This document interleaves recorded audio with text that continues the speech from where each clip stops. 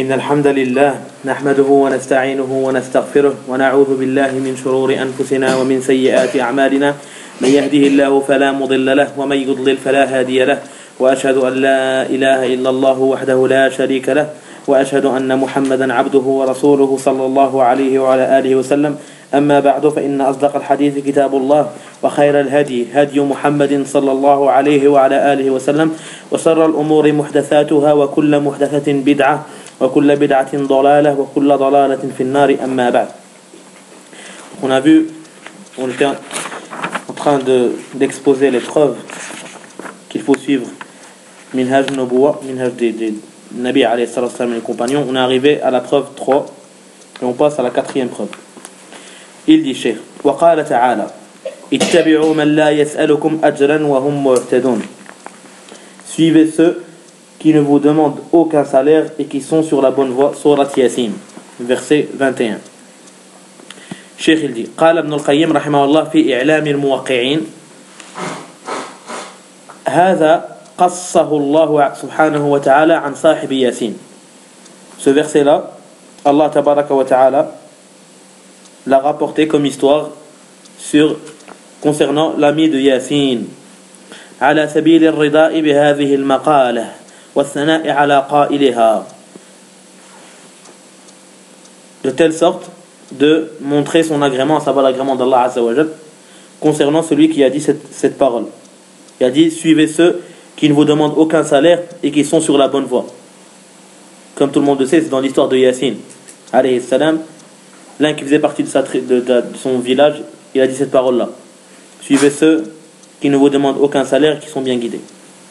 Cheikh il dit, Ibn al-Qayyim il dit على سبيل الرضاء بهذه المقالة والثناء على قائلها والإقرار له عليها. Ceci prouve qu'Allah Azza wa Jal agrée cette parole là et fait des éloges sur celui qui l'a dit et juge correct celle-ci. وكل واحد من الصحابة لم يسألنا أجرا وهم مهتدون. Et puisque aucun des compagnons nous a demandé un salaire et en même temps tous les compagnons sont bien guidés, donc ceci prouve que il rentre dans le verset où cette personne-là dit suivez ceux qui ne vous demandent aucun salaire et qui sont sur la bonne voie. Puisque Sahaba radiyallahu anhum ils ne demandent aucun salaire et ils sont sur la bonne voie, ça prouve qu'on doit les suivre. بدليل قوله تعالى خطابا لهم وكنتم على شفا حفرة من النار فأنقذكم منها كذلك يبين الله لكم آياته لعلكم تهتدون. Donc il dit et vous étiez على شفا حفرة من النار. J'essaie de chercher la traduction correcte.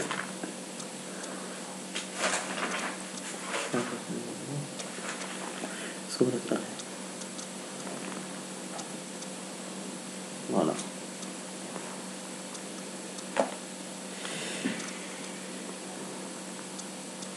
Voilà. Ils ont traduit cela par et alors que vous étiez au bord d'un abîme de feu, c'est lui qui vous en a sauvé. Ainsi, Allah vous montre ces signes afin que vous soyez bien guidés. Afin que vous soyez bien guidés. Cheikh Ibn Qayyim, Imam Ibn Qayyim, il dit وَلَعَلَّ مِنَ اللَّهِ وَاجِبْ. Dans ce verset-là, la partie qui est traduite par ainsi, afin que vous soyez bien guidés, en arabe c'est كَذَلِكَ يُبَيِّنُ اللَّهُ لَكُمْ آيَاتِهِ لَعَلَّكُمْ تَهْتَدُونَ. C'est pour cela c'est comme cela qu'Allah vous expose ces versets. La traduction mot à mot c'est pourvu que vous soyez bien guidés. Pourvu que vous soyez bien guidés. Et l'un des usul tafsir, un asl parmi les usul de tafsir, un fondement parmi les fondements de l'exégèse du Coran, c'est que quand Allah il dit la'alla, pourvu que, quand ça vient d'Allah, c'est ses propos, ça prouve que ça va se faire. Quand Allah il dit pourvu que vous soyez bien guidés, pourvu qu'Allah vous pardonne, ça veut dire Allah va vous pardonner. Ça fait partie des fondements de l'exégèse du Coran. C'est pour ça que Ibn al-Qayyim il dit la'alla, venant d'Allah, comme c'est dans le verset qui est pourvu, min Allahi wajib. Quand Allah il dit la'alla sur une chose, ça veut dire elle va se passer vraiment. Et donc quand il a dit aux compagnons vous étiez alors que vous étiez au bord d'un abîme de feu, c'est lui qui vous en a sauvé. Ainsi, Allah vous montre ces signes afin que vous soyez bien guidés. C'est la traduction afin, mais normalement la traduction mot à mot, c'est pourvu que vous soyez bien guidés. Et la Allah, venant d'Allah, veut dire que vous serez bien guidés en fait.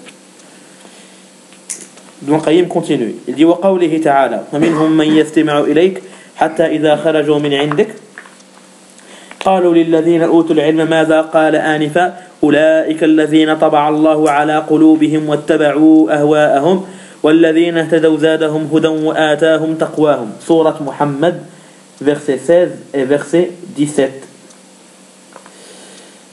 Donc, ومنهم من يستمع إليك, il en est parmi eux qui t'écoutent. Une fois sortis de chez toi, ils disent à ceux qui ont reçu la science, qu'a-t-il dit tantôt? Ce sont ceux-là dont Allah a scellé les cœurs et qui suivent leur propre passion. Quant à ceux qui se mirent sur la bonne voie, et c'est là Mahallu Shahid, il les guida encore plus et leur inspira la piété. Leur piété plutôt. Ça prouve que les Sahaba radiallahu anhu font partie de qui? De ceux qu'Allah Azza wa Jalla a dit par rapport à eux. Et quant à ceux qui se mirent sur la bonne voie, à savoir Sahaba, les compagnons, il les guida encore plus et leur inspira leur piété. Ça prouve que les Sahaba sont bien guidés. Et du fait qu'ils ne demandent pas de salaire, donc on revient au premier verset où l'ami de Yassine, alayhi salam, il dit suivez ceux qui ne vous demandent pas de salaire et qui sont bien guidés. Puisque Allah Azza wa Jal a rapporté cette parole dans son Coran, ça prouve qu'Allah l'agrée, qu'il accepte cette parole. Et donc cette parole, on peut l'utiliser dans tous les siècles, jusqu'à la fin des temps. Suivez ceux qui ne vous demandent pas de salaire et qui sont bien guidés. Donc ceci prouve que les Sahaba radiallahu anhum doivent être suivis. Du fait qu'ils ne demandent pas de salaire et qu'ils sont bien guidés, et tout cela est démontré dans le Coran. Comme quoi ils sont bien guidés, ils ne font pas de salaire. وقوله تعالى سيهديهم ويصلح بالهم ويدخلهم الجنة عرفها لهم. Et aussi dans la parole d'Allah Tabaraka wa Ta'ala, dont le sens c'est il les guidera et améliorera leurs conditions, en parlant de Sahaba, et les fera entrer au paradis qu'il leur aura fait connaître. Et Allah Azza wa Jal, personne ne tient ses promesses meilleures que lui. Il les guidera, à savoir les compagnons, il les guidera, donc ils sont bien guidés. وقوله تعالى dans sourate Ankabut والذين جاهدوا فينا لنهدينهم سبلنا وإن الله لمع المحسنين. Quant à ceux qui ont lutté en nous, c'est-à-dire dans notre sentier, on les guidera nos sentiers. Et certainement Allah est avec al-muhsinin. C'est qui le muhsinin? C'est pas comme on entend en mosquée, le muhsinin, ceux qui donnent l'argent. Ils disent donnez l'aumône, il y a le muhsinin. Non, muhsinin, c'est ceux qui font les ihsan. Et l'ihsan, c'est le fait d'adorer Allah comme si tu le vois. Et, car même si tu ne le vois pas, alors lui il te voit. Celui qui a cette adoration dans le cœur, et ça dépend des degrés, il y en a qui l'ont pas, il y en a qui l'ont plus que l'autre. Cette adoration qui est l'ihsan, celui qui l'a, il est muhsin. Inna Allah ma'al muhsinin. Vous avez une deuxième preuve que quoi? Que Sahaba c'est des muhsinin, qui sont bien guidés. C'est quel verset? Verset 69, sourate Ankabut. Imam Ibn Qayyim continue, il dit وكل منهم قاتل في سبيل الله وجاهد إما بيده أو بلسانه فيكون الله قد هداهم وكل من هداه الله فهو مهتد فيجب اتباعه بالآية. Selon ce verset, si on prend ce verset en compte, alors que nous on sait que chacun des compagnons a certainement combattu fi sabilillah et il a fait le djihad, soit par sa langue, soit par sa main, soit par sa langue. Et donc, selon la promesse d'Allah, ils seront guidés. Parce que dans le verset, Allah il dit et ceux qui ont lutté dans nos sentiers, on les guidera nos sentiers. Puisque Sahaba, on sait que tous ils ont fait le djihad, soit par leur langue, soit par leurs mains. Donc Allah qui tient ses promesses les aurait guidés.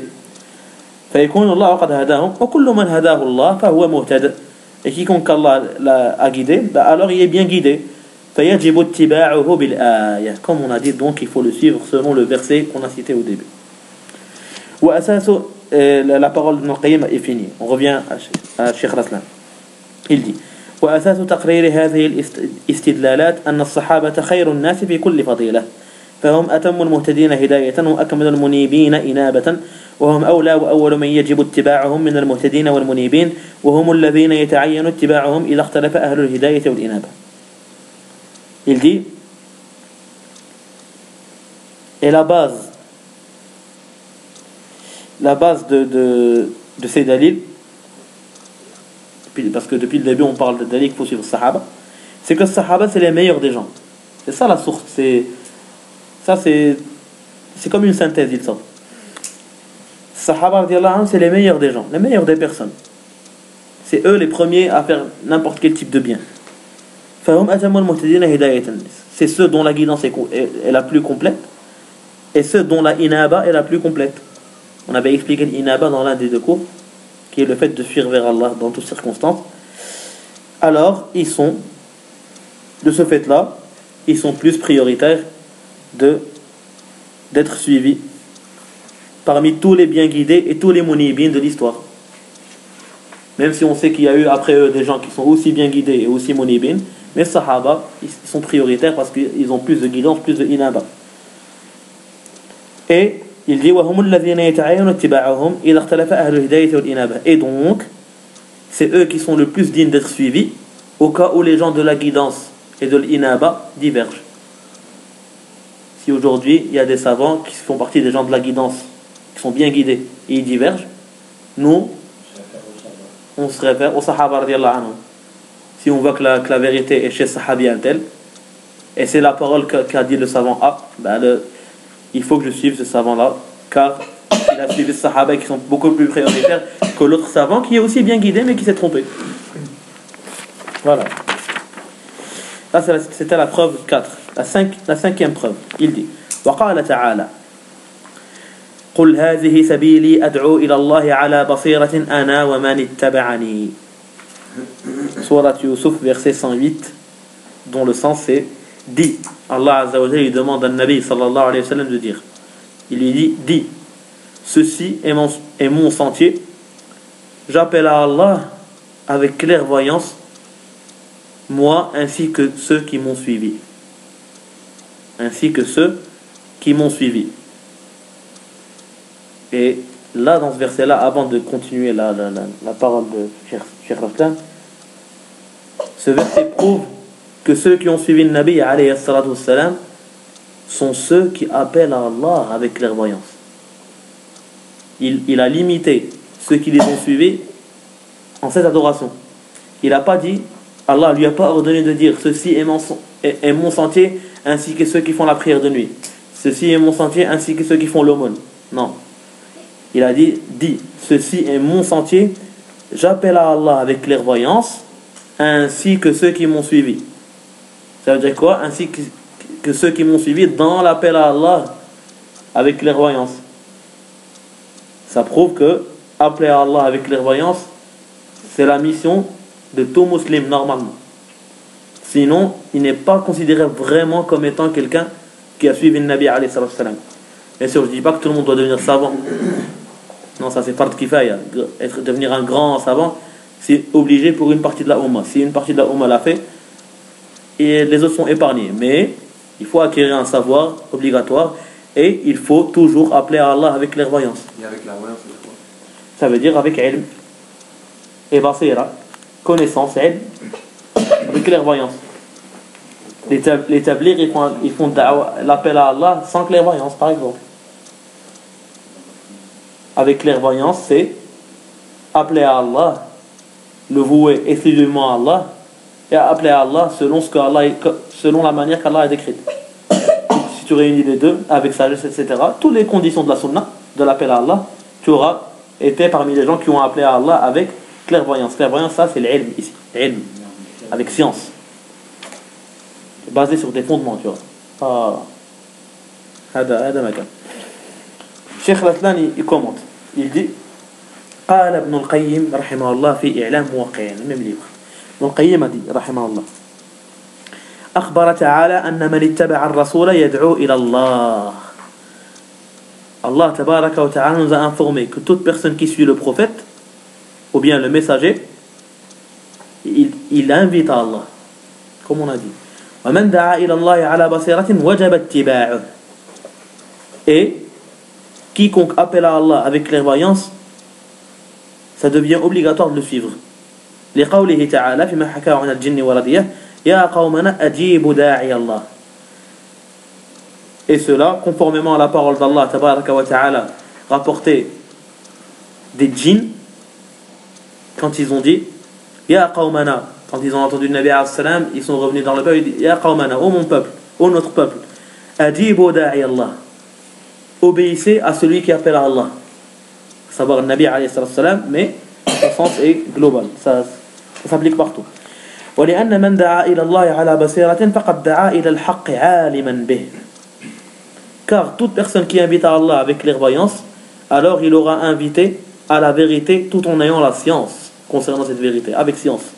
وَالدُّعَاءُ إِلَى أَحْكَامِ اللَّهِ دُعَاءٌ إِلَى اللَّهِ. Et le fait d'inviter à la loi d'Allah voilà, à la loi d'Allah et aux lois d'Allah, ça revient au fait à inviter à Allah. Quand on dit quelqu'un qui invite à Allah, ça veut dire quelqu'un qui invite à quoi? À suivre le sentier d'Allah. لأنه دعاء إلى طاعته فيما أمر ونهى. Car c'est en effet un appel vers son obéissance et le fait de délaisser les interdits. وإذن, et donc فالصحابة رضوان الله عليهم قد اتبعوا الرسول عليه الصلاة والسلام فيجب اتباعهم إذا دعوا إلى الله. Et du fait que les Sahaba radiallahu anhum ont suivi le Nabi sallallahu alayhi wa sallam, donc selon tout ce qu'on a dit depuis le départ, ça devient obligatoire de les suivre si eux ils invitent à Allah, puisqu'ils ont l'ilm et ils ont suivi le Nabi alayhi salam. Donc dès qu'ils invitent à Allah, on est concerné par l'appel de obéir à celui qui invite à Allah. Parce que le dalil qu'on a, la cinquième preuve était autour. Ibn al-Qayyim était en train de commenter le verset de Surat Yusuf où Allah tabaraka wa ta'ala ordonne à Nabi alayhi salam de dire: ceci est mon sentier, j'invite à Allah avec clairvoyance, ainsi que ceux qui m'ont suivi. C'est qui ceux qui ont suivi le Nabi alayhi salam en premier lieu? Les Sahaba. Khalas. Donc si le Sahaba t'invite à Allah, tu dois le suivre, il est le premier à être suivi. Sixième preuve. Cheikh Raslan dit, la parole de Ibn Qayyim a fini. Sixième preuve. شهد الله تعالى للصحابة رضي الله عنهم بأنهم أوتوا العلم بقوله أعوذ بالله من الشيطان الرجيم ويرى الذين أوتوا العلم الذي أنزل إليك من ربك هو الحق ويرى الذين أوتوا العلم الذي أنزل إليك من ربك هو الحق. Cheikh il dit dans la sixième preuve, il dit Allah tabaraka wa ta'ala a attesté que les compagnons ont eu la science bénéfique, ont bénéficié de la science, en disant dans Surat Saba verset 6, et ceux qui ont eu la science considèrent ce que tu vois que ce qui a été révélé à toi venant de ton Seigneur, que c'est la vérité. Wa qawlihi ta'ala dans Surat Muhammad verset 16, حتى إذا خرجوا من عندك قالوا للذين أوتوا العلم ماذا قال آنفا. Une fois sortis de chez toi, ils disent à ceux qui ont reçu la science. Qu'a-t-il dit tantôt en parlant des hypocrites? Allah Azza wa Jalla, en disant ça, il a en même temps attesté que les compagnons ont eu la science, en disant une fois sortis de chez toi, à savoir les hypocrites, ils disent à ceux qui ont reçu la science. Qu'a-t-il dit tantôt? Il y avait qui chez le Nabi alayhi salam? Sahaba et le munafiqin. Donc ceux qui ont reçu la science dans le verset, c'est qui? Sahaba radiyallahu anhu.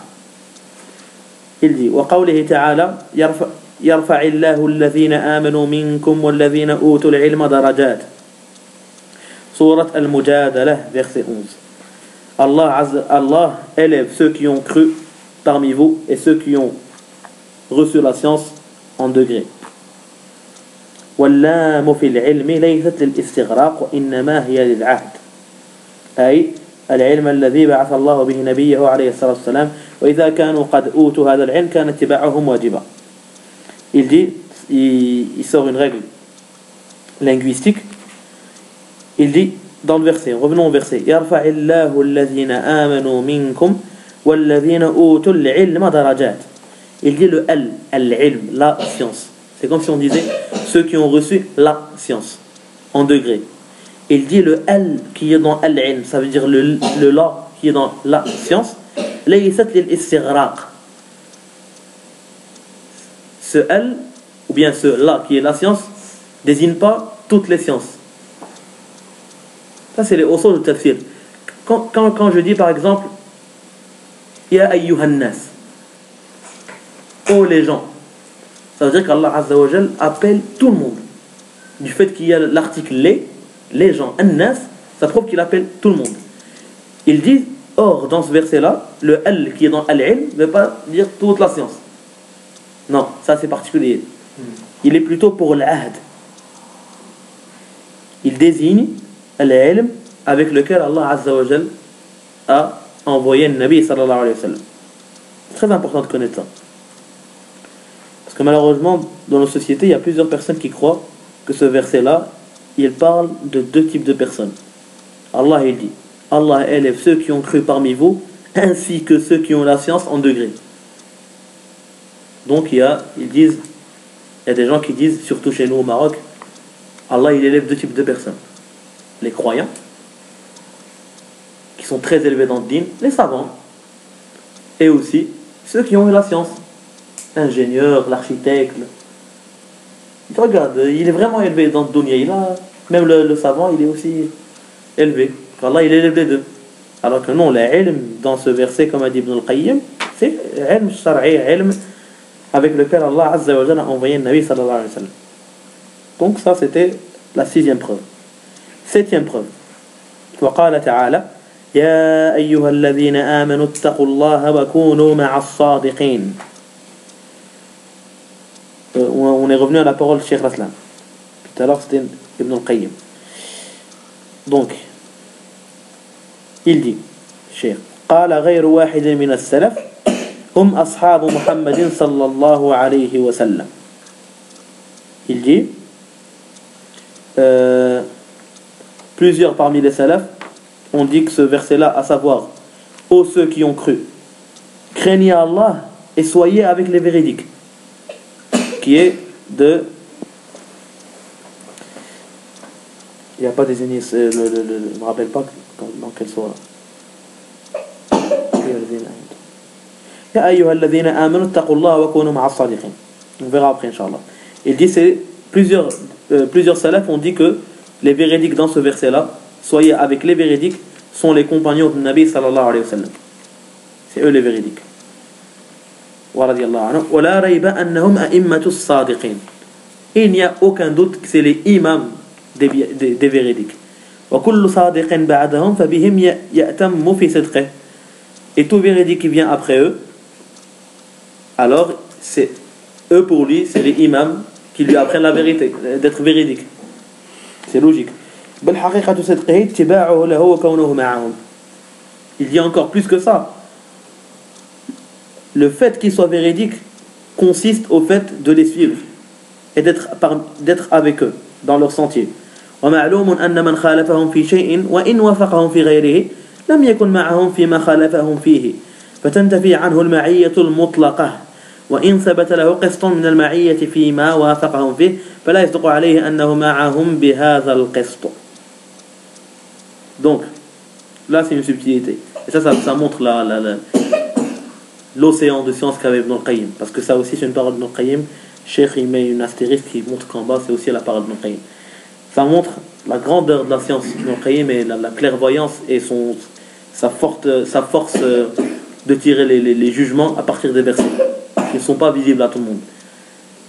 Donc il explique, il dit le fait qu'Allah Azza wa Jalla dit wa kunu ma'a sadiqin, soyez avec, on appelle en arabe le masdar de ma'a al-ma'iyyatu. Al-ma'iyyatu, si je devais la traduire en français, je vais dire l'avectude. Ce mot n'existe pas, mais juste pour comprendre le sens. Avec, c'est ma'a. L'avectude ou l'avectitude, c'est le fait d'être avec. C'est le ma'iyya en arabe. Je ne trouvais pas un mot en français qui désigne ça. Pas vraiment. Donc quand Allah il dit soyez avec les véridiques, ce mot-là, il dit, et il est connu, il est logique que toute personne qui diverge des compagnons, même s'il est avec eux dans d'autres affaires, il est connu logiquement par la logique saine que cette personne, la même personne-là n'est pas avec eux dans tout. Elle est avec les compagnons dans les choses au sujet desquelles il n'y a pas de divergence, mais dans ce sujet-là, il y a divergé. Et donc, il ne rentre pas dans le verset où il y a le ma'iyya al-mutlaqa, la vectitude absolue. C'est pour ça que je veux sortir le mot. Et Allah Azza wa Jalla dit soyez avec, partout. Ça veut dire partout, avec eux, tout le temps. Il dit ça, c'est une preuve qu'il faut être tout le temps avec eux, qu'il faut avoir une avectitude absolue. Il dit même s'il a un degré de ma'iyya par rapport à tous les sujets où il a été conforme à Sahaba, même s'il a une partie de cette ma'iyya, il ne convient pas de le considérer comme étant avec eux tout le temps, comme ayant la ma'iyya que Allah nous ordonne d'avoir. Subhanallah, c'est subtil. Il dit وفرق بين المعية المطلقة ومطلق المعية ومعلوم أن المأمور به الأول لا الثاني. Il dit il y a une grande différence entre al-ma'iyya absolue et l'absolu de la ma'iyya. Il y a une grande différence, il faut se concentrer, entre al-ma'iyya al-mutlaqa et mutlaq al-ma'iyya. Al-ma'iyya al-mutlaqa, j'ai mis un mot, la victitude. Al-ma'iyya, le fait d'être avec quelqu'un. Mutlaqa, absolu. Il y a une grande différence entre être avec quelqu'un dans l'absolu et l'absolu de être avec quelqu'un. La suite va Inch'Allah expliquer. Et ma'loum anna al-ma'mura bihi al-awwal la thani. Et ce qui est connu, c'est que nous, on nous a ordonné le premier par le deuxième. Nous, on nous a ordonné la ma'iyya absolue. Pas l'absolu de la ma'iyya. فإن الله تعالى لم يرد منا أن نكون معهم في شيء من الأشياء وأن نحصل من المعية ما يطلق عليه الاسم وهذا غلط عظيم في فهم مراد الرب تعالى من أوامره. Il dit فإن الله تعالى لم يرد منا أن نكون معهم في شيء من الأشياء. Voilà. أن نحصل من المعية ما يطلق عليه الاسم. Voilà. Il dit car Allah Azza wa Jal n'a pas voulu de nous qu'on soit avec eux dans quelques parties de leur sentier. Il a plutôt voulu qu'on soit avec eux tout le temps. Il a dit, et ça c'est une énorme erreur dans la compréhension de ce que veut Allah dire par ses ordres. Le sens de ce qu'il voulait dire, c'est qu'il y a des gens qui ont pris ce verset et ils ont dit, Allah veut de nous qu'on soit avec les compagnons. Et donc si je suis avec eux dans cette affaire-là, je rentre dans le verset. Est-ce que je suis avec eux en faisant ça? Oui, je suis avec eux. À ma place. Le verset, il me concerne. Il dit qu'il y a une grande différence entre être avec eux dans l'absolu, tout le temps, et être avec eux,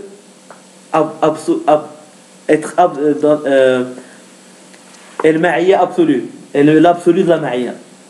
Dans le sens où, si par exemple, je donne un exemple simple, sans trop compliquer les choses. Si je porte un qamis qui obéit aux normes des compagnons, je suis avec eux dans cette affaire-là. Je suis absolument avec eux dans cette affaire-là. Je suis absolument avec eux. Mais si je fais à côté de ça des choses qui contredisent leur minhaj, ça prouve que je ne suis pas dans l'absolu avec eux. C'est ça ce qu'il voulait dire. Pourquoi il montre tout cela? Ça apparaît limite, on dit pourquoi il dit tout ça. Pourquoi? Parce qu'il y a plein d'innovateurs et des gens des égarements qui utilisent ce verset pour prouver que il n'est pas obligatoire d'être avec eux tout le temps. Si je suis avec lui dans quelques affaires, ben je rentre dans le verset. Non. Le verset c'est Tawbah 119. Tawbah 119, jazakallah khair. La septième preuve c'est Surat At-Tawbah, verset 119. Al-Fatiha. Donc, 8e preuve. وقال تعالى ومن يعتصم بالله فقد هدي إلى صراط مستقيم. Sourate Al-Imran, verset 101. Sourate Al-Imran, verset 101, dont la traduction est: et comment pouvez-vous ne pas croire alors que les versets d'Allah vous sont récités et qu'au milieu de vous se tient son messager? Quiconque s'attache fortement à Allah, il est certes guidé vers un droit chemin. C'est la partie qui nous intéresse. Et quiconque s'attache fermement à Allah, il est certainement guidé vers un droit chemin. Ibn al-Qayyim dit: ووجه الاستدلال بالآية أنه سبحانه أخبر عن المعتصمين به أنهم قد هدوا إلى الحق. Et la partie, la preuve dans ce verset, c'est le fait qu'Allah Azza wa Jal nous a informé que toute personne qui s'attache fermement à Allah, elle sera guidée vers le haqq. Fanaqul, il dit, alors on dit, Sahaba ridwanullahi alayhim mu'tasimuna billah. Sahaba sans aucun doute radiyallahu anhum sont attachés à Allah.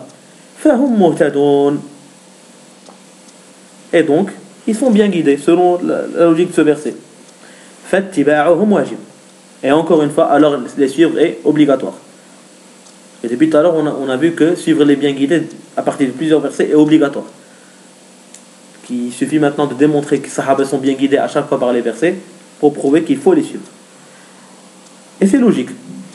Qui est bien guidé, pourquoi ne pas le suivre? 9e preuve. Cheikh Raslan dit: أمر النبي صلى الله عليه وآله وسلم أمته بأن يتبعوا سنته وسنة الخلفاء الراشدين من بعده رضوان الله عليهم فقال. Il dit: le Nabi alayhi salam a ordonné à sa umma de suivre la sunna de sa sunna ainsi que la sunna des califes bien guidés après lui, radwanullahi alayhim, en disant, alayhi salam a dit: فإنه من يعش منكم بعدي فسيرى اختلافا كثيرا. Car quiconque vit après moi verra de nombreuses divergences.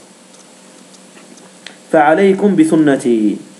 Alors je vous conseille ma sunna. Je vous conseille fortement ou bien fermement ma sunna, de vous accrocher à ma sunna. Wa sunnat al-khulafa ar-rashidin al-mahdiyyin min ba'di. Ainsi que la sunna des califes bien guidés après moi. Tamassaku biha. Attachez-vous-y. Wa 'addu 'alayha bin nawajiz. Et mordez-y avec vos molaires. Wa iyyakum muhdathat al-umur. Et je vous avertis des nouvelles choses. Muhdathat al-umur, des hérésies. فإن كل محدثة بدعة, car toute hérésie est une innovation. Et une innovation est un égarement.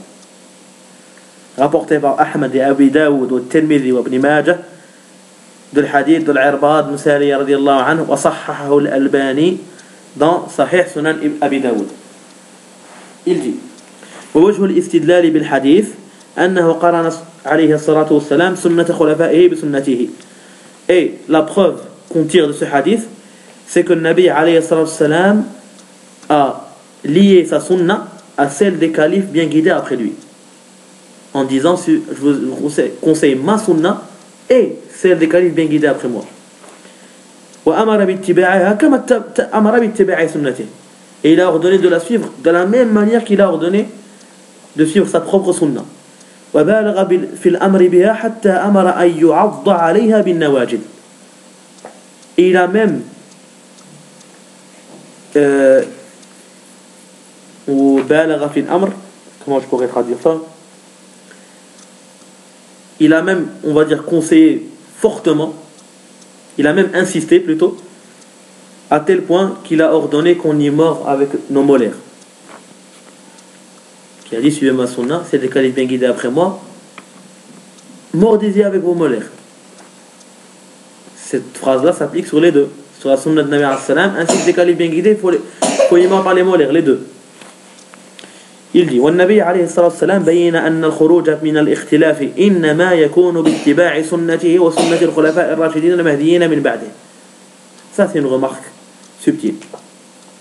Il dit Nabi alayhi salam, il nous a montré que le fait que la manière par laquelle on peut sortir des énormes divergences qui vont être après sa mort, c'est le fait de suivre sa sunna et celle des califes bien guidés après lui. Et donc dans ce hadith là, on voit qu'il a décrit la maladie et le remède.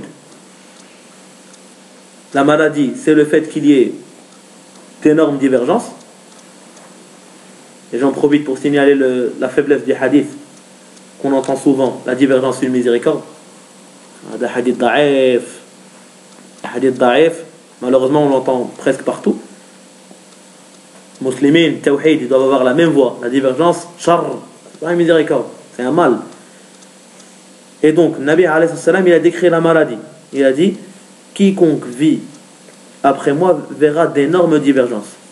Cheikh Laslan, il dit cela même. Il dit, ceci est la maladie. Il dit, والنبي عليه الصلاة والسلام كما ترى ذلك في سنته لا يذكر داء إلا ويتبعه بذكر الدواء.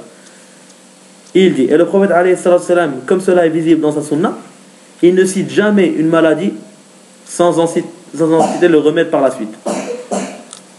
Car il a dit, dans ce même hadith, il a dit إنه من يعيش منكم بعدي فسيرى اختلافا كثيرا فعليكم بسنتي.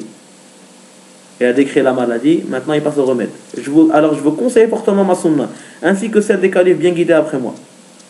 Ainsi que la sunna des califes bien guidés après moi. Accrochez-vous-y fermement, mordez-y avec vos molaires, et je vous avertis des hérésies. Donc il a exposé le remède. Il dit فحذر النبي صلى الله عليه وسلم من البدعة. Ainsi, النبي عليه الصلاة والسلام, il a mis en garde contre la bid'a. وأمر باتباع السنة. Il a ordonné de suivre السنة. فظهر أن اتباع السنة وأن مجانبة البدعة هو الخروج من الخلاف.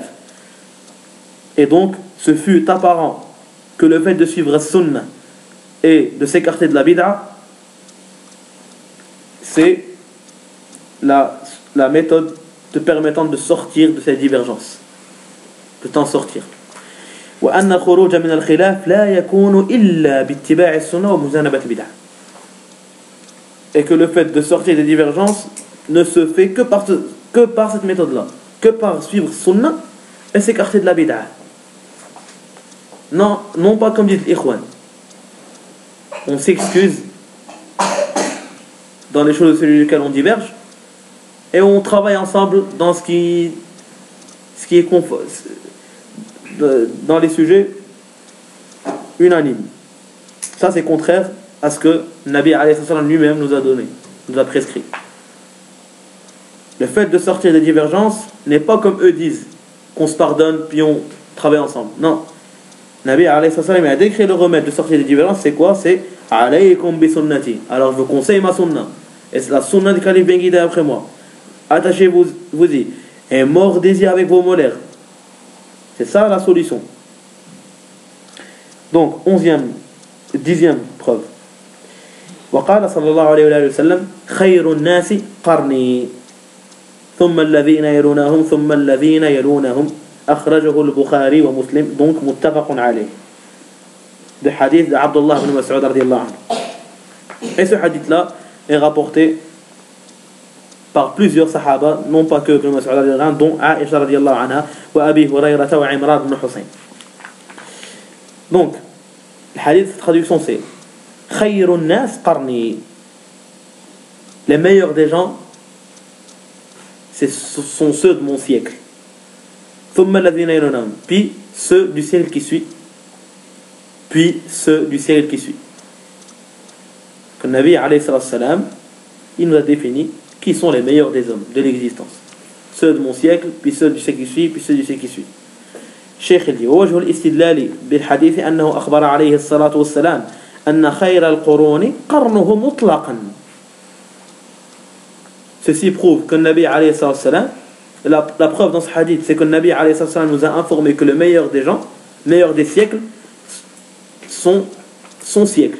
Le premier c'est son siècle, le meilleur des gens. وهذا يقتضي تقديمهم في كل باب من أبواب الخير. Et le fait qu'il l'a dit dans l'absolu, dans le sens où il a dit les meilleurs des gens c'est mon siècle, il n'a pas dit les meilleurs des gens dans la prière c'est mon siècle, que dans la prière ou que dans ça, il a dit dans l'absolu qui veut dire que dans tout. C'est pour ça que Cheikh dit وهذا يقتضي تقديمهم في كل باب من أبواب الخير. Et ceci implique qu'il faut les faire passer en premier dans toute porte des portes du bien. وإلا لو كان خيرا من بعض الوجوه دون بعض فلن يكون خير القرون مطلقا. Car si ce siècle-là était le meilleur dans quelques domaines et pas dans tous, alors Nabi alayhi salam n'aurait pas dit que c'est les meilleurs dans l'absolu. Il aurait précisé. 11e preuve. ووصف عليه الصلاة والسلام الفرقة الناجية في حديث الافتراق بقوله عليه الصلاة والسلام ما أنا عليه وأصحابي ما أنا عليه وأصحابي. النبي عليه الصلاة والسلام en décrivant la secte sauvée ou bien le groupe sauvé dans le hadith connu de la divergence, 73 sectes, tous en enfer sauf une seule, en disant ما أنا عليه وأصحابي. Regardez, encore une fois, le Nabi alayhi salam, il rattache ses compagnons à lui-même, avec le wa et ma ana alayhi, ce que moi, mon sentier, ce que je fais comme, ce que je suis plutôt comme sentier, ainsi que celui de mes compagnons. Il dit, فَمَنْ كَانَ عَلَى مِثْلِيَ مَا كَانُوا عَلَيْهِ رِضْوَانُ اللَّهِ عَلَيْهِمْ فَهُوَ مِنَ الْفِرْقَةِ النَّاجِيَةِ. Alors toute personne qui est sur le même sentier que le Sahaba radiallahu anhum, on en déduit qu'il fait partie de quoi? Du groupe sauvé. وَمَنْ خَالَفَهُمْ وَابْتَعَدَ عَنْهُمْ فَهُوَ مِنْ أَهْلِ الْوَعِيدِ لَا مَحَالَةَ. Et aussi, celui qui diverge d'eux et de leur sentier et s'éloigne de leur sentier, alors il fait partie des gens concernés par ce wa'id. Comme on l'avait dit dans le cours, al-wa'id c'est la promesse quand je te promets un mal. Nabi alayhi salam a dit 73 sectes, tous en enfer, sauf une seule, moi et mes compagnons, ma voix et celle de mes compagnons. Ceci prouve que toute personne qui n'est pas sur la voie de Nabi alayhi salam et des compagnons, elle est concernée par le hadith, comme quoi elle risque l'enfer. Il dit لأن النبي عليه الصلاة والسلام قال كلها في النار إلا واحدة. Car le prophète sallam a dit ces sectes-là seront toutes en enfer sauf une seule. Il a bien précisé sauf une seule. ثم بين عليه الصلاة والسلام الصفة الكاشفة التي تظهر حقيقة هذه الفرقة الناجية. Puis عليه الصلاة والسلام il a clarifié ou bien il a donné à ce groupe sauvé la caractéristique qui permet de le distinguer parmi tant d'autres en disant ma ana alayhi wa ashabi, ceux qui suivent ma voie ainsi que celle de mes compagnons. Il dit فمن كان على ما كان عليه النبي صلى الله عليه وآله وسلم وأصحابه فهو من الناجين. Alors toute personne qui est sur la même méthode ou bien sur le même sentier que le Nabi alayhi salam et ses compagnons, alors il fait partie des sauvés. ومن لم يكن كذلك فهو من أهل الوعيد لا محالة. Et celui qui ne fait pas cela, qui n'est pas dans le même cas, alors il fait partie des gens qui risquent de subir le châtiment sans aucun doute. فالقسمة ثنائية. On dit dans le langage moderne, c'est une division booléenne. C'est soit 0 soit 1. Ça se divise en deux, soit blanc soit noir. Soit tu suis le chemin de Nabi alayhi salam et Sahaba, tout le chemin, pas une partie, comme on a vu tout à l'heure, soit tu es égaré et soit blanc ou noir. Et tu rentres dans les 72 sectes qui seront en enfer. كلها في النار إلا واحدة فإذا لم يكن في الجنة فلا بد أن يكون من أهل الوعيد. S'il n'est pas au paradis, alors il fait partie des gens du châtiment, obligatoirement. 12e preuve. روى أحمد ومسلم بسنديهما عن أبي موسى الأشعري رضي الله عنه قال صلينا المغرب مع رسول الله صلى الله عليه وعلى آله وسلم ثم قلنا لو جلسنا حتى نصلي معه العشاء قال فجلسنا فخرج علينا فقال ما زلتم ها هنا. Je vais traduire partie par partie parce qu'il est assez long.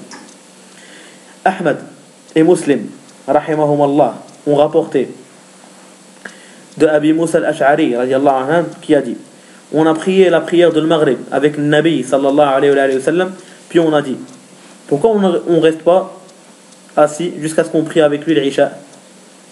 Il dit et on est resté assis. Puis il est sorti nous voir. Il a dit ما زلتم هنا, vous êtes toujours là. قلنا يا رسول الله صلينا معك المغرب ثم قلنا نجلس حتى نصلي معك العشاء. On a prié en ta compagnie al-Maghrib et on s'est dit viens on reste jusqu'à ce qu'on prie avec toi l'Isha. Nabi alayhi salatu wa salam de répondre ahsantum ou asabtum, vous avez bien fait. قال فرفع رأسه إلى السماء وكان كثيرا مما يرفع رأسه إلى السماء. Abu Moussa radiallahu anhu il dit alors Nabi alayhi salam a levé sa tête vers le ciel, et là c'est une sunna, et il levait beaucoup sa tête vers le ciel Nabi alayhi salam. فقال النجوم أمانة للسماء, les étoiles c'est ceux qui accordent la sécurité dans le ciel.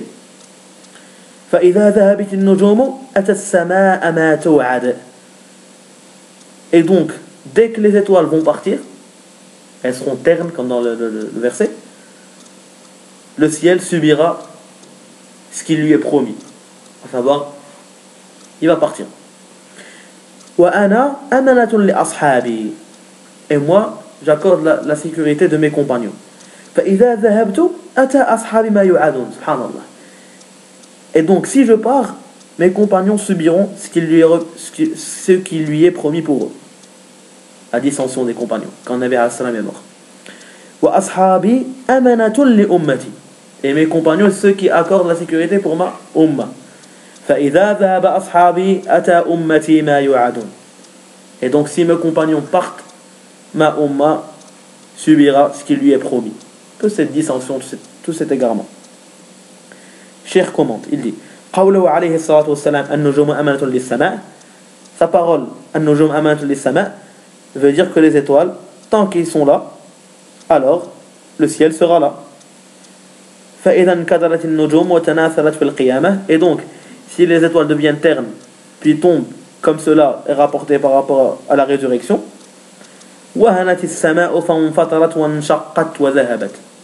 alors le ciel sera je sais pas comment ils ont traduit une fatarat. Pas un mot. Voilà, déchiré. Ouais. Voilà, on va dire déchiré. Alors le ciel il sera déchiré et il va partir. وقوله عليه الصلاة والسلام وأنا أمانة لأصحابي, ça veut dire أي من الفتن والحروب وارتداد من ارتد من الأعراب, concernant une sécurité concernant les fitan, les troubles et les hurub et les guerres et l'apostasie de ceux qui sont apostasés parmi les villageois après la mort de Nabi alayhi salam. Tant qu'il était là, il n'y avait pas de guerre des fitans, il n'y avait rien. Dès qu'il est mort alayhi salam, des bédouins se sont apostasiés à l'époque d'Abu Bakr radiallahu anhu, et c'est ce qu'on appelle, c'est les guerres de l'apostasie. Quand Abu Bakr radiallahu anhu, il les a combattus. وارتداد من ارتد من الأعراب واختلاف القلوب ونحو ذلك مما أنذر به صريحا وقد وقع كل ذلك. Il dit, ceci veut dire qu'il sera un garant de sécurité pour eux contre, comme on a dit, les fitans, les troubles, les guerres, l'apostasie de ceux qui sont apostasiés parmi les bédouins, et la divergence des cœurs, et toute chose qui s'est passée juste après. وقوله عليه الصلاة والسلام فإذا ذهب أصحابي أتى أمتي ما يوعدون, أي من ظهور البدع والحوادث في الدين والفتن فيه وطلوع قرن الشيطان وظهور الروم وغيرهم عليهم وانتهاك المدينة ومكة وغير ذلك. Sa parole, et si mon compagnon part, alors ma umma aura ce qui lui subira ce qui est promis pour elle en termes de l'apparition des innovations en religion et des fitans, des troubles en religion, et la sortie des cornes shaitan, et plutôt la victoire des Romains qui qui vont dépasser les musulmans, comme il l'avait prédit, alayhi salam, et le Medina ou à Mecca, qui vont être, il va y se passer des troubles à Medina et à Mecca, et ça s'est passé. Il y avait la mosquée de Nabi alayhi salam qu'on avait allumée, il y avait le feu. Celui qui revient un peu à l'histoire, il verra que tout cela s'est vraiment réalisé. Il dit Cheikh, وَهَذِهِ كُلُّهَا مِنْ مُعْجِزَاتِهِ عَلَيْهِ الصَّلَاةُ وَالسَّلَامُ. Et tout cela fait partie des miracles du prophète sallallahu alayhi wa sallam. Les prophéties réalisées. Il dit ووجه الاستدلال بالحديث أنه جعل نسبة أصحابه إلى من بعده كنسبته إلى أصحابه وكنسبة النجوم إلى السماء ومن المعلوم أن هذا التشبيه يعطي من وجوه اهتداء الأمة بهم من وجوب اهتداء الأمة بهم ما هو نظير اهتدائهم بنبيهم عليه الصلاة والسلام ونظير اهتداء أهل الأرض بالنجوم. Et ça aussi c'est une remarque scientifique qu'il faut ça fait partie des usul qu'il faut remarquer. Il a dit le fait qu'il a, comment dire, qu'il a considéré les compagnons par rapport à ceux qui vont les suivre, tout comme il s'est considéré lui par rapport aux compagnons, tout comme il a considéré les étoiles par rapport au ciel, nous implique plutôt que de la même manière que Sahaba devaient suivre Nabi alayhi salam, ceux qui suivent doivent suivre Sahaba de la même manière que Sahaba devaient suivre Nabi alayhi salam, et de la même manière que les étoiles gardent le ciel. Alors aussi ça fait partie des usul, puisqu'il a dit wa et moi les étoiles garantissent la sécurité du ciel, tout comme lui il garantit alayhi salam, il garantit la sécurité des compagnons, tout comme les compagnons garantissent la sécurité de ceux qui suivent. Et donc on en tire que de la même manière que Sahaba radiallahu anhum sont obligés de suivre Nabi alayhi salam, de la même manière nous on est obligés de suivre Sahaba de la même manière, sans qu'il y ait de différence entre les deux. Et là, ce asl-là qu'on tire des hadiths, c'est l'une des preuves que Cheikh Al-Albani rahimahullah a utilisé pour montrer la faiblesse du sens d'un hadith qu'on entend souvent. Et que malheureusement de grands savants utilisent aussi. Celui de Mu'adh Mudabal, que le Nabi alayhi salam il a envoyé. Il lui a dit, ah Mu'adh, dans le sens du hadith, tu juges avec quoi? Il a dit, le livre d'Allah. Il a dit, et si tu ne trouves pas dans le livre d'Allah? Il a dit, la sunna du messager d'Allah. Et si je ne trouve pas dans la sunna du messager d'Allah, il a dit, avec mon ijtihad, mes efforts personnels. Et Nabi alayhi salam aurait dit, selon ce hadith faible, Alhamdulillah, qui a guidé le messager d'Allah vers ce quoi aime Allah. Plusieurs grands savants de notre époque, ils utilisent ce hadith-là. Cheikh, il dit, Cheikh Albani, de la même manière, du même raisonnement que maintenant, Cheikh Albani, rahimahullah, barakallahu fi, il dit, dans ce hadith-là, on doit en comprendre que, de la même manière qu'on tire la preuve du livre d'Allah, elle a le même degré du fait que tirer la preuve de la sunna de Rasulullah. Il parle du passage surtout.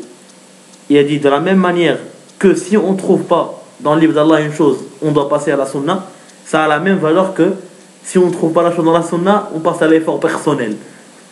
Et quelle grande différence entre la révélation et l'effort personnel. Ne serait-ce que ça montre que le hadith est faible. Rahimahullah. Ne serait-ce que pour ça. Bon, revenons. Cheikh Raslan dit وأيضا فإنه جعل بقاء الصحابة بين الأمة أمنة لهم من الشر وأسبابه. Et aussi de ce hadith on comprend que Nabi alayhi salam a fait de le fait que Sahaba restent parmi cette communauté que c'est une sécurité pour eux contre tout mal. فلو جاز أن يخطئوا بشيء من الدين ويظفر به من بعدهم لكان الظافرون بالحق أمانة وحرزا لهم وهذا من المحال. On comprend que du fait que c'est eux qui garantissent la sécurité de ceux qui suivent, ça prouve qu'il n'y a personne autre que eux qui va s'occuper de la religion meilleur que eux. Parce que garantir la sécurité, c'est garantir la sécurité de la religion. C'est ça le sens de cette phrase. فهذه الأدلة وغيرها مما وراءها تدل على وجوب اتباع منهاج النبوة في العلم والعمل وفي العقيدة والعبادة وفي المعاملات والأخلاق والسلوك وأنه لا نجاة للعبد إلا بذلك. Il finit ce chapitre en disant ces preuves, il y en a combien? C'est 12 preuves qu'on a vues, ainsi que ceux qui vont suivre par la suite, prouvent l'obligation de suivre Minhaj Nubuwa en termes de science et d'application de ces sciences, et dans l'aqida, le dogme, et dans l'ibada, l'adoration, et dans le mu'amalat, les transactions, et dans l'akhlaq, le comportement, et dans le suluk, les sentiers suivis. Et il n'y a nul, il n'y a pas de réussite. Le serviteur ne peut être sauvé que par ce minhaj. Pourquoi maintenant?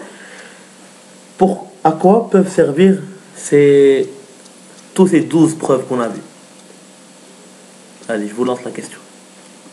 À quoi ça peut servir ces 12 preuves? Ça permet de dire qu'il faut suivre la compréhension des Sahaba. J'ai pas compris. Permet de dire à qui? Au niveau du minhaj. Ouais. On suit le Coran, la Sunna et la compréhension des Sahaba. Donc tu veux dire par là qu'ils sont utiles déjà pour nous-mêmes? Ouais, ça va ça. C'est vraiment différencié en fait, qui n'ont pas ce point-là de suivre les Sahaba. Naam. D'un côté, naam. Enfin, c'est des arguments pour faire l'appel aux égarés. Surtout ça. Si tu assimiles ça et tu l'apprends, tu le maîtrises, quand tu seras en train d'appeler à Allah, comme ça tu rentres dans ceux que Nabi As-Salam a dit, sont sentis que c'est juste seuls ceux qui appellent à Allah, c'est ceux qui ont suivi le Nabi As-Salam. Comme ça, si tu assimiles cette preuve-là, tu pourras appeler les gens à ce minhaj béni, qui est le minhaj des compagnons. Et surtout ça, l'utilité de ce chapitre. Parce que toi, alhamdoulilah, tu suis déjà ce minhaj. Tu es déjà prêt, tu es convaincu, tu n'as pas besoin de plusieurs preuves. Mais en ayant les preuves et en maîtrisant les preuves, tu pourras bien parler aux gens, de un, et deuxièmement, tu pourras bien placer la preuve correspondante. C'est pour ça qu'il y en a 12, pas une seule. Sur plusieurs preuves, parce que obligatoirement, dans chaque situation, cette preuve-là sera mieux. Il est mieux de dire cette preuve que cette preuve. Pour cela qu'il faut les connaître toutes. Comme ça, tu es prêt. Tu es prêt à inviter Allah avec les croyances et donc de rentrer dans le cadre de ceux qui ont suivi le Nabi alayhi salatu salam. Qu'Allah nous regroupe avec lui au Jannah. Au Firdaus al-A'la.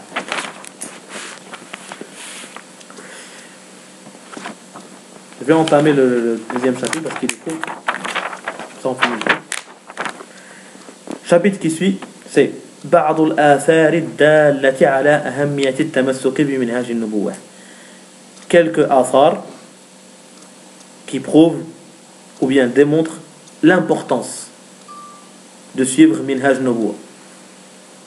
Chapitre précédent, et c'était quoi? C'était les preuves de Minhaj Nubuwa qu'il faut suivre. Maintenant, ça, c'est les preuves qui démontrent l'importance de suivre le Minhaj Nubuwa. Il dit, et c'est un chapitre plein de athar, plein de paroles de salaf et de sahaba. Donc, عن عبد الله بن مسعود رضي الله عنه قال اتبعوا ولا تبتدعوا فقد كفيتم, rapporté par Darimi ibn Nasr wa Tabarani. اتبعوا, suivez, ça veut dire suivez le Nabi alayhi salam et les compagnons. ولا تبتدعوا فقد كفيتم, et n'innovez pas, فقد كفيتم, car ce que vous avez vous suffit. Ce que vous avez vous suffit, on n'a pas besoin de nouvelles. C'est la parole de Mas'ud radiyallahu anhu qui est l'un des plus grands savants des compagnons. وقال ابن مسعود رضي الله عنه إنا نقتدي ولا نبتدي. Nous on prend l'exemple, à savoir celui de Nabi alayhi salam, et jamais on instaure. On ne commence pas d'instaurer une nouvelle adoration. ونتبع ولا نبتدع, et on suit et on n'innove pas. Et jamais on va s'égarer tant qu'on est attaché à al-athar, le hadith ou le Coran. Jamais on s'égarera. Ça aussi c'est apporté par Ibn Mas'ud, apporté par al-Laka'i et autres que al-Laka'i. وقال أبي بن كعب رضي الله عنه. Voilà, ça c'est Ibn Mas'ud, deux paroles clairement qui démontrent clairement ce qu'on a dit. Et il montre l'importance, surtout l'importance. Car à la fin il a dit وَلَنْ نَضِلَّ مَا تَمَسِّكْنَا بِالْأَثَرِ. Avec l'importance, et on ne va jamais s'égarer tant qu'on est attaché à ça. Alhamdulillah, c'est important. Et Ubay ibn Ka'b radiyallahu anhu dit عليكم بالسبيل والسنة فإنه ليس من عبد على سبيل وسنة ذكر الرحمن ففاضت عيناه من خشية الله فتمسه النار أبدا وإن اقتصادا في سنة وخير خير من اجتهاد في خلاف سبيل وسنة. Et je pense qu'on l'a déjà évoqué ce athar là rapporté par Al-Lalaka'i ibn al-Jawzi fi Talbis Iblis. Il a dit je vous conseille fermement de suivre le sentier des bien guidés ainsi que la sunna, minhaj et sunna, car il n'y a pas de serviteur qui est sur le sentier droit et la sunna et qui invoque Ar-Rahman. Dans l'autre athar il y a le rajout de alors qu'il est tout seul, ici il n'y a pas فَفَاضَتْ عَيْنَاهُ مِنْ خَشْيَةِ اللَّهِ, et que ses yeux se sont remplis de larmes par crainte d'Allah sans que le feu ne le touche jamais. Il suffit d'avoir sunnah et d'être sur un bon minhaj et de pleurer par crainte d'Allah pour que l'enfer te soit interdit à jamais. وَإِنَّ اقْتِصَادًا فِي سُنَّةٍ وَخَيْرٍ, et peu d'efforts alors que tu es sur la sunna et sur le bien est meilleur que beaucoup d'efforts dans ce qui est en dehors plutôt du sentier correct du minhaj et de la sunna. On avait expliqué ce athar dans les cours précédents. Il dit قال عثمان ابن حاضر الأزدي رحمه الله, il a dit دخلت على ابن عباس, et c'est un tabi'i. Comment j'ai su que c'est un tabi'i? Il dit on est rentré chez Ibn Abbas. Voilà, c'est logique. Comment